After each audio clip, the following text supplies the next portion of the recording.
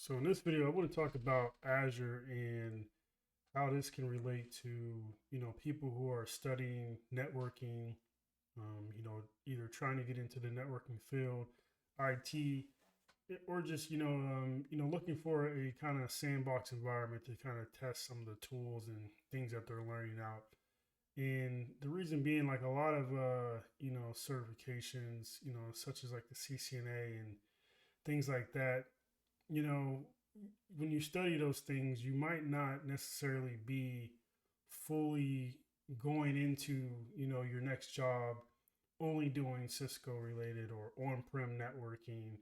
Like you could be doing a mix of, on-prem and, cloud, which would be considered hybrid, or you might be, doing cloud only networking, SD-WAN type stuff, or, things that could just kind of not necessarily be, just from the particular textbooks that you're reading.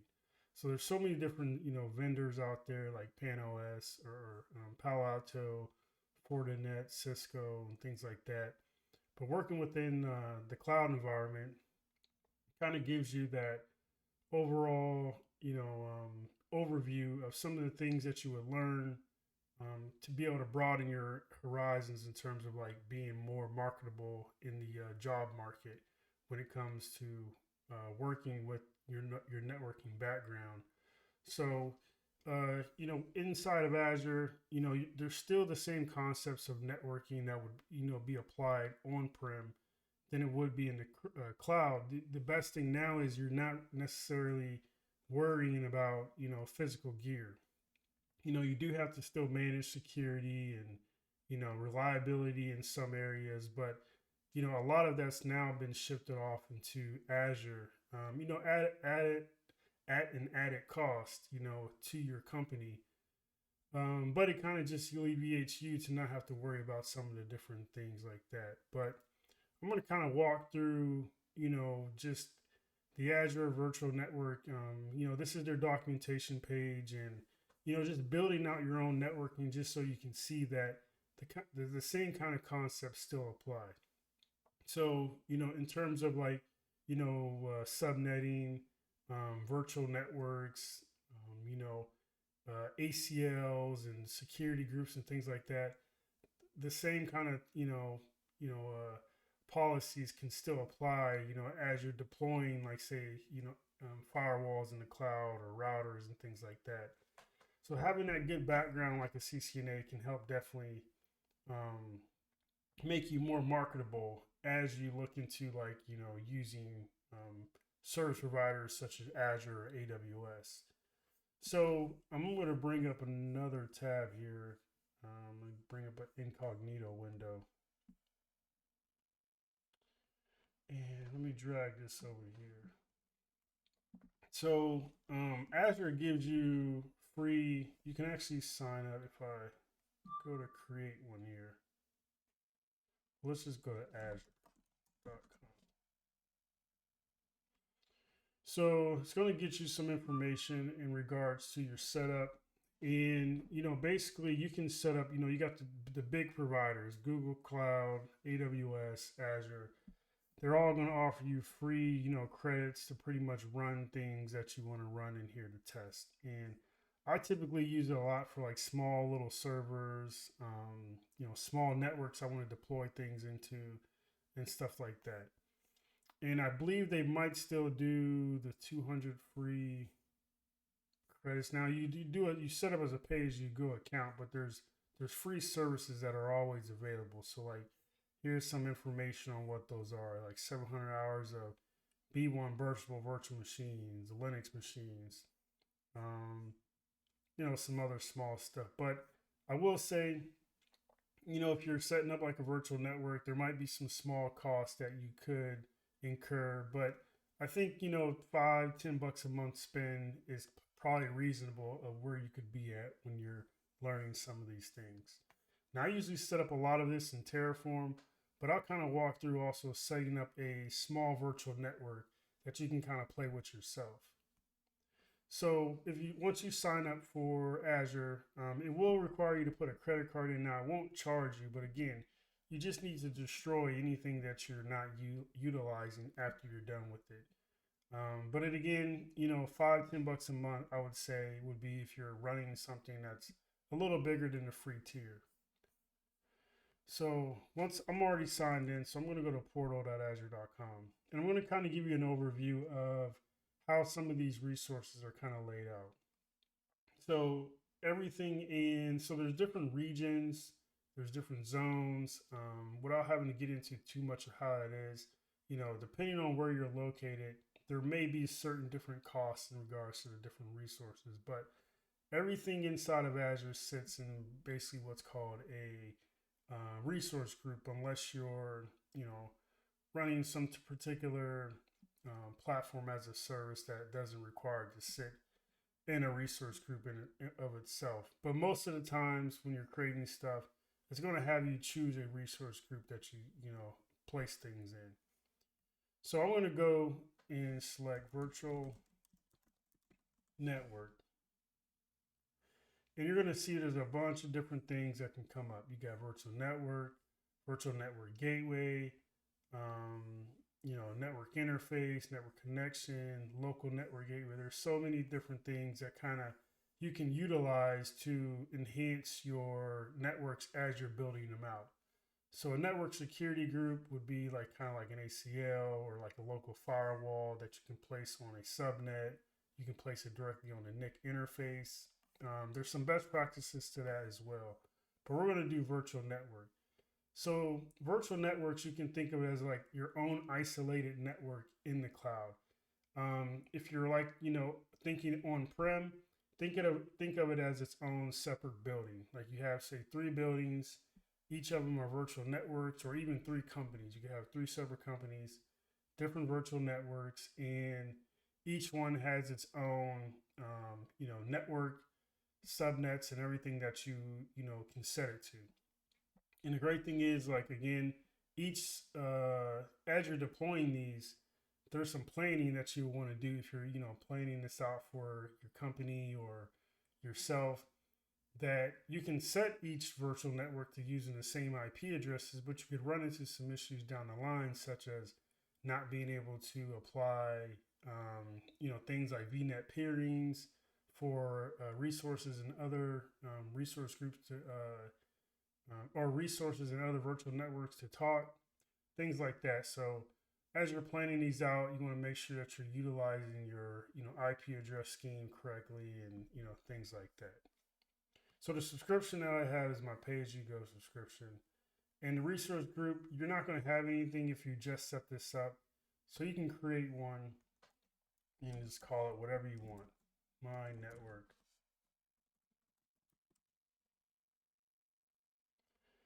And then for the instance name, so basically, you know, you can think of your, you know, whatever you want to call your virtual network. So my VNet 01.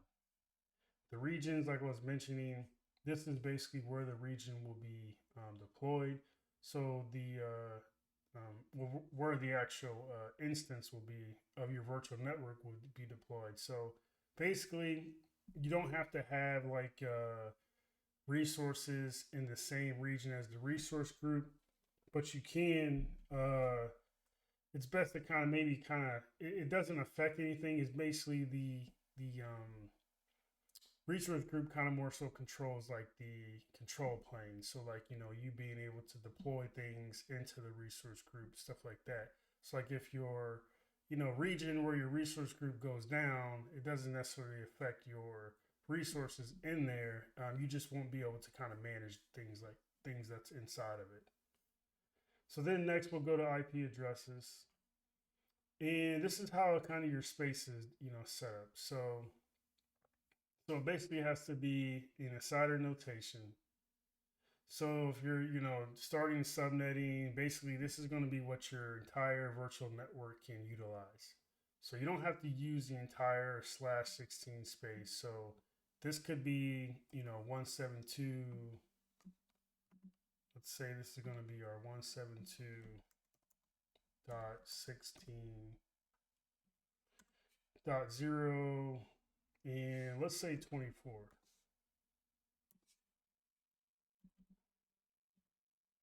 Actually, let's do 1.24. All right, so now we're going to add subnets, and I'm going to create 4 separate networks. So subnet, let's just call this subnet 01, and it's going to be 172.16.1.0 slash, let's say 24,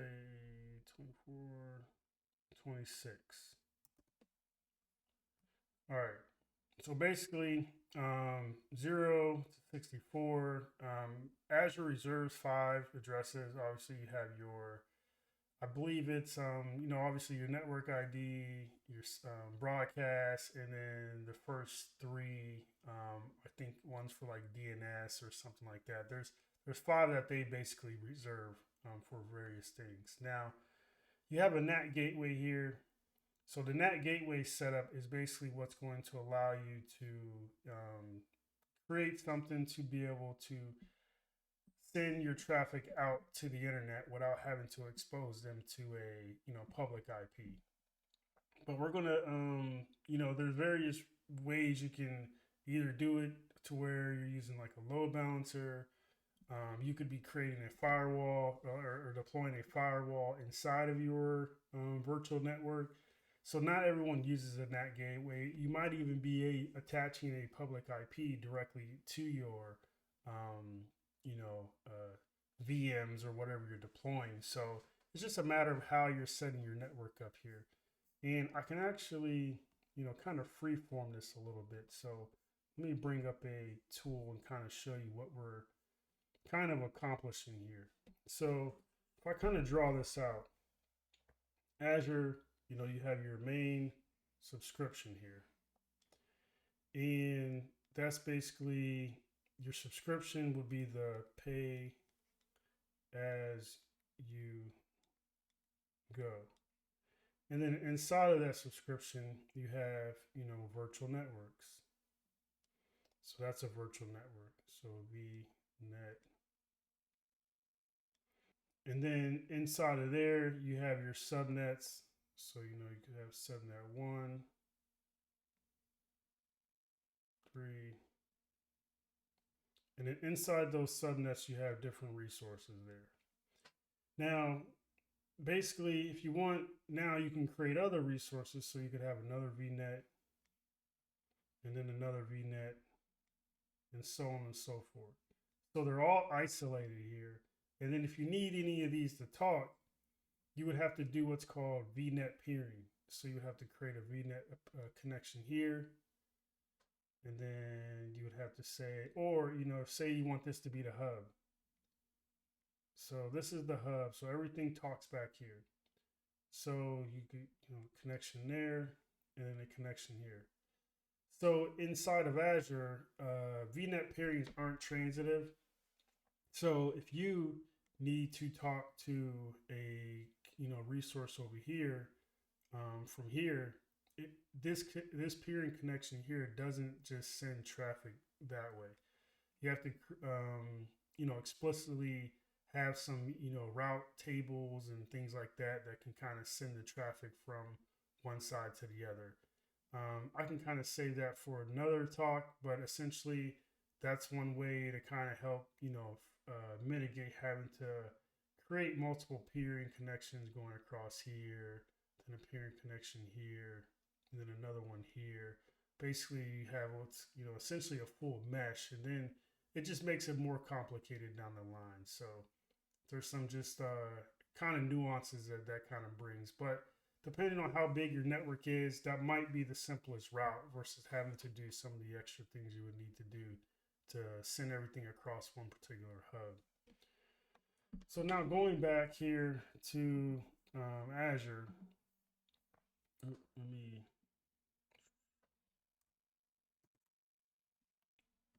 All right, so going back here, we got this one. So let's create and then the service endpoints, you don't have to worry about that. That just creates service policies to allow traffic specific to Azure resources from your virtual network over service endpoints. That way you don't have to traverse outside of Microsoft's network. So we'll add that subnet, and then let's add another subnet. So like I said, 4 of these. Now, if you, as you can see, this is where learning networking, comes in handy, because now you're essentially doing the same thing that you would do on an on-prem network, or within a company in itself where they're not utilizing the cloud. But having this knowledge then allows things to kind of come together when you're tasked with deploying virtual networks in the cloud that can then talk to networks on-prem, and so on and so forth. So then our next range is going to be 117.16.1.64/26, and then that one. Let's add another subnet range, subnet 03. 1.128 slash 26.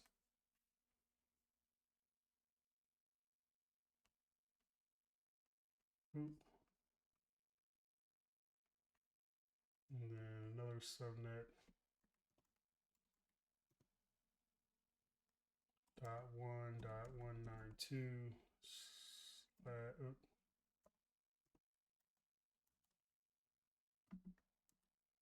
this one's going to be subnet -04.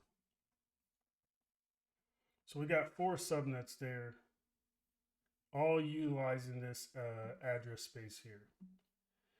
Now you can add additional address spaces to expand your, the VNet range. We won't get into any of that here now. But basically, we got our 4, subnets created.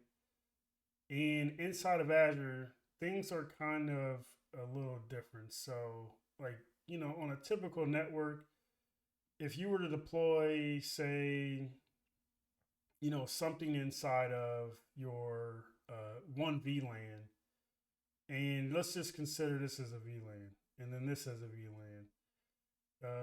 But they kind of treat this as like one flat network, kind of. So if you were to add something into subnet 01 and add something into subnet 02, Azure automatically allows for the devices to communicate across subnets within the same virtual network. And that's all done through network security groups, or effective routes that are set up in Azure when you're building out your resources. So then we'll go to security. You got some Bastion hosts. So you can think of Bastion as basically it's a managed platform as a service, RDP service that basically allows you to remote into your environment without exposing your environment to the internet. So essentially you're using that Bastion host as an entry point into your network to then, do things like, RDPing into servers. So like if you don't want to expose your servers to the internet, you would set this Bastion host up that you can then sign into using your credentials and things like that, and be able to manage your environment more secure. This DDoS network protection, I wouldn't recommend enabling this. This is very expensive. This is basically for high level DDoS mitigation attacks and things like that, but it's very costly as it runs. The firewall piece here is pretty neat. This is something you could set up to actually, basically do some of the things like I mentioned, where you want to do like some transitive routing between different virtual networks. Actually being able to, deny and filter traffic and a bunch of other things. So that's just, if we wanted to set that up.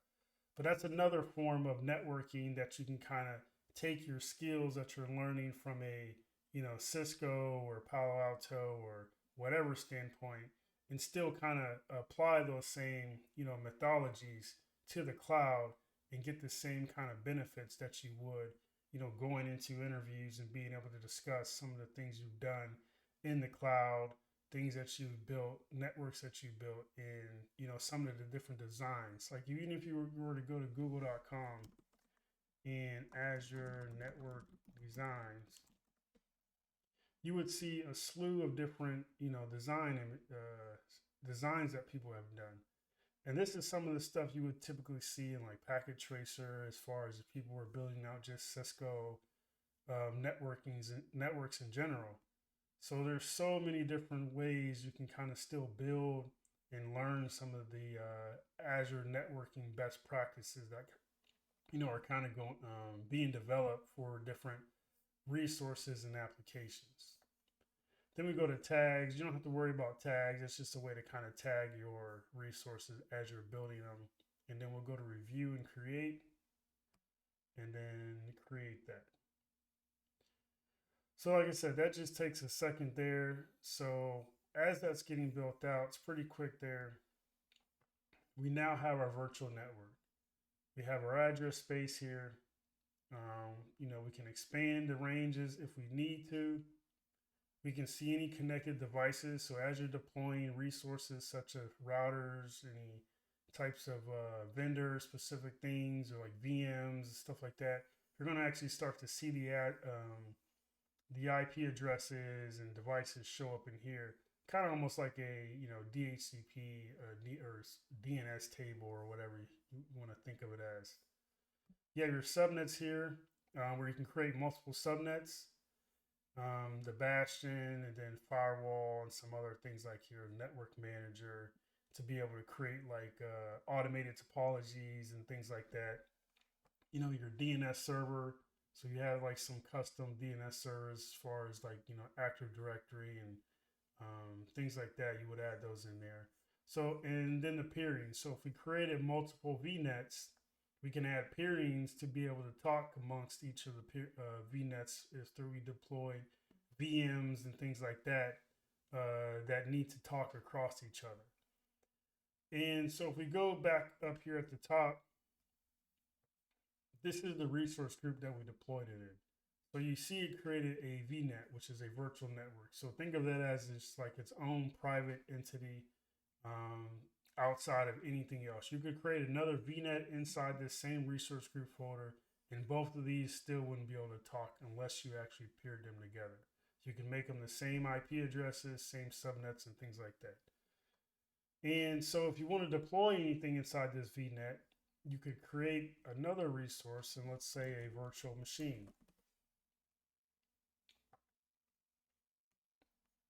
And then inside that virtual machine, or that virtual machine creation page, you got your page you go. The resource group is going to be my network, VM name, my VM 01, whatever region you want it to be in. You can, we're not going to really create this, but just kind of go through Azure admin.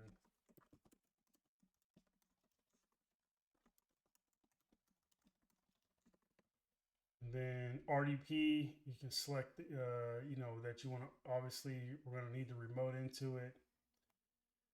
Your disk creation, and then the networking piece. So the virtual network, you can throw it in as my VNet. You can choose whatever subnet you want to put it in.